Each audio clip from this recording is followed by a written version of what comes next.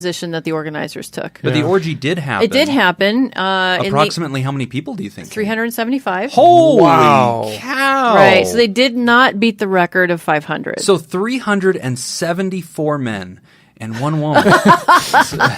What a lucky girl. I hope they had caps. Like they're like, hey, we have enough penises. We were there watching people go in, and I would say it was really even between men and women. Oh, good. Yeah. Wow. Yeah, 300. 375 people was the final tally. Now they were trying If we could to just beat get a world record. we could just get all of them to listen and subscribe to the podcast, we're set. Yeah. that would I want their question. that would quadruple our numbers, right? Yeah, there. right. Yeah, We want the orgy Right. demographic. That's Yeah. what we've been going for this whole time. Yeah. So they were going for a world record. I mean, They were. They were saying that it might have been a teaser. It might have been a way to get some attention on it. No, they did it. They did They it. did it. They did it. Yeah. You heard it here, folks. Yeah. Viva Las Vegas. Yeah. Yeah, we did it. We're number one. 51st we're in still education. Number one in orgies. Yeah, in America. Yeah. Oh. So we broke the world record, or we tied it, or what did we do? No, we did not. Oh. The world record's 500. Oh my God, that is a high standard. Where was that at? That was in Japan. Oh, Right. those And Japanese. They right, always and cheat us. from what I understand, it was in fact in one space, like one room, like one big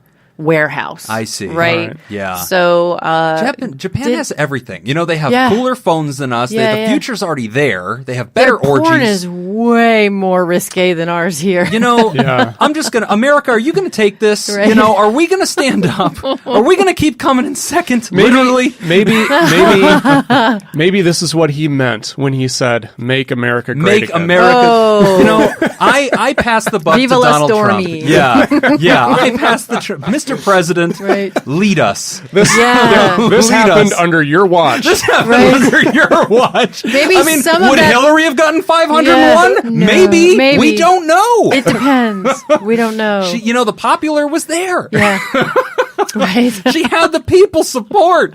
So I give it to Donald Trump. So when it comes to orgies, 375 people. Yeah. A big, huge mountain That's of sex. pretty amazing. What are the rules, Doc? You know, what are the rules of an orgy? What are the rules of etiquette? I mean, do's Right. and don'ts. So you're John Doe. You walk in there, you say, okay, I've mustered up the courage to do this. I bought this ticket. Well, What no, do you I got to do? remember that there weren't a lot of John Does allowed.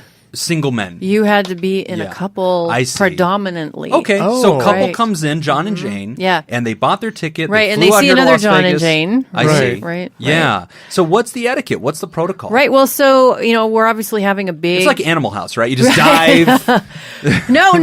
Well, we're having a big conversation Crowd nationally surfing. about consent right now, obviously. Yes. So consent is huge Yes. in these environments. And even in an orgy where we all Yes, know why you're there. especially in an You've all orgy. signed up for this. Yep. We're here for the same reason. You Yep. bought the ticket. I bought the ticket. Right. But there still has to somehow be a communication, even with a crowd of people. Naked Naked people with their genitals all over the place. And I imagine Yeah. that there must be, I mean, in real terms, I mean, obviously there's an ideal version, Mm-hmm. which, person A says to person B, are you okay with this? Person B communicates to person A, I'm absolutely okay with this, let's go. Right.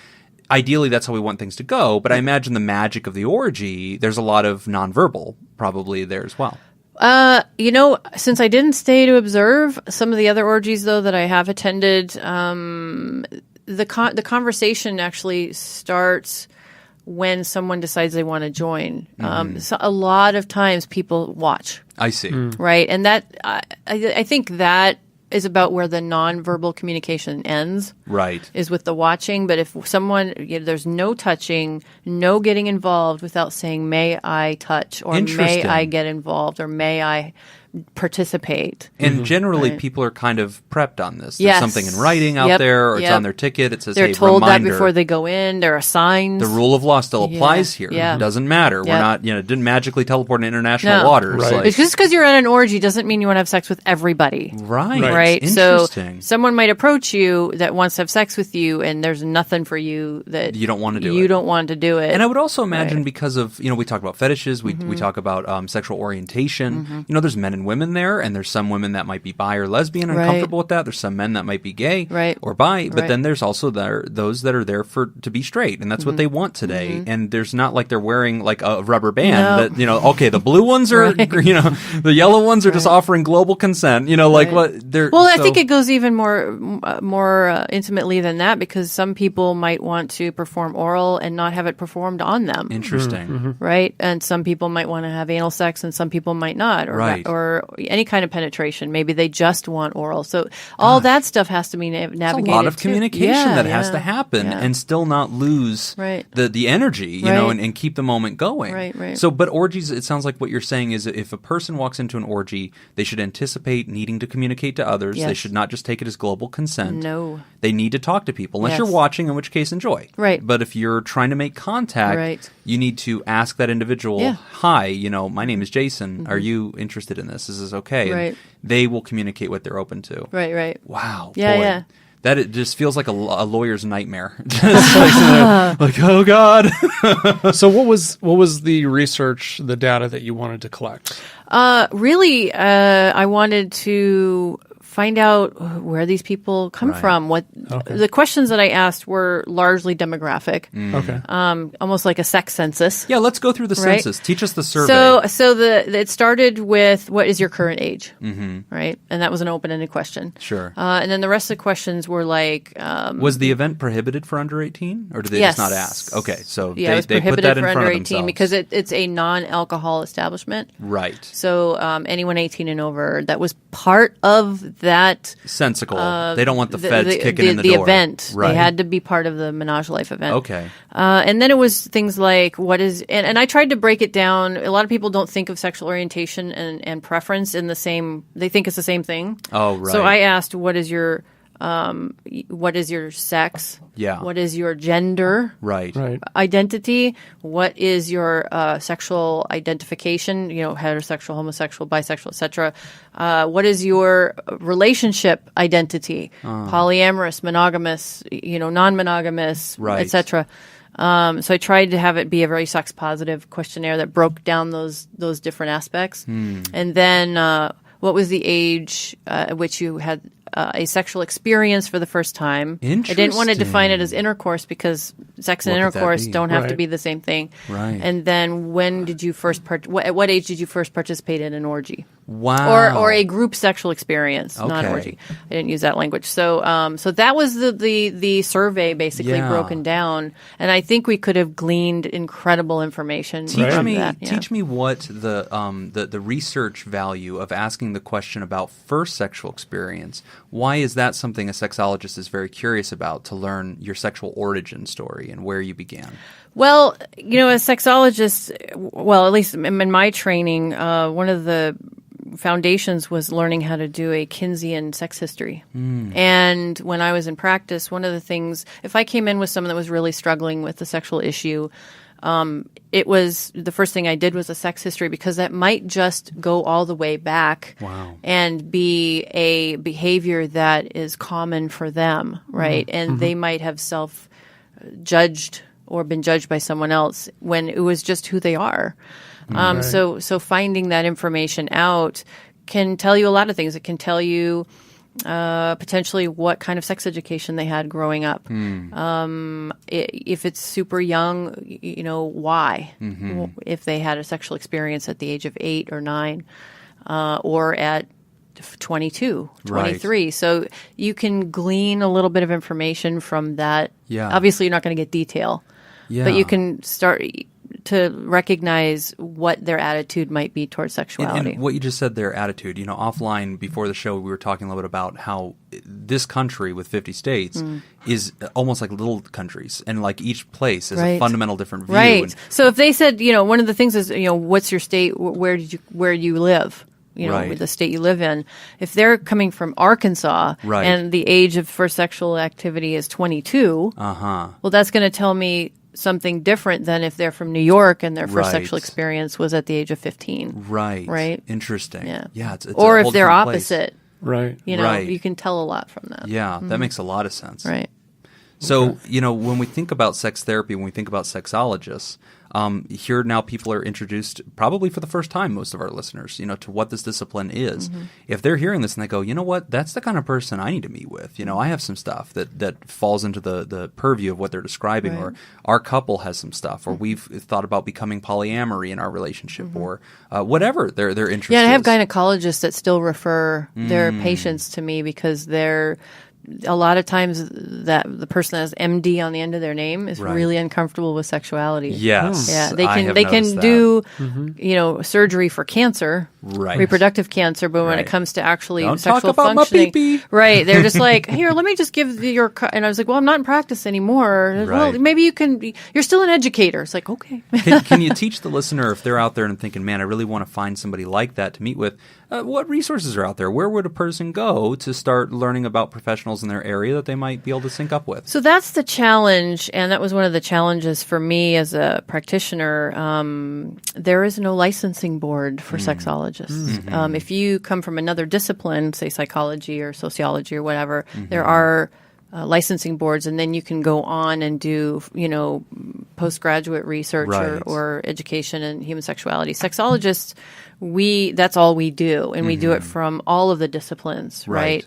And because of that, the psychologists, the sociologists, the psychiatrists, the MDs, etc., no one can agree on who owns sex. So no one can agree on which licensing board is going to license sexologists. So those of us that are sexologists, we're going, well, okay. So even if, what do we do? So it's a story of all states that their laws are always lagging behind real life. But sexology as a discipline, regardless of its license, it exists. It does. And these educators are there to educate. Right. So we can be educators. Yeah. So I think there are 2 or 3 sexologists, at least in Las Vegas, that are in quote unquote only in practice. 2 or 3. Yeah, not very many. Now we have sexologists. Now there are a lot of sex therapists. Okay, right. So so look at the training. How many hours of training does, say, a psychologist have, or a sociologist have, or an MFT in sexuality? There are a lot of really good sex therapists. Is there a database, a website, a professional platform that a lot of folks might subscribe to, that somebody living in California could say, you know what, I'm going to type that into Google and see if I can find somebody in my area? As far as I know, psychology.com has a database that's available online. Okay. Yeah. Interesting. Yeah. A therapist and provider database that's nationwide. Very cool. As for, they're kind of scattered all over the place. You might be able to find them through ASECT.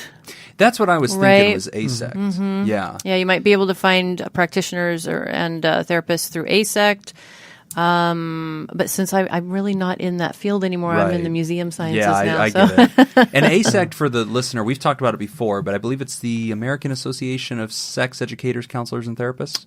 Yes. Ding, ding, ding. I Yeah, got it right I believe that's correct. Is it just asect.com? It's AASECT. Right. And I think it's .com. Right. But if you just type that into Google, that's a really good resource. That's a good resource, and Quad S is another good resource. Those are more on the medical, biological side, MDs, whereas ASECT is more the educators, therapists, etc.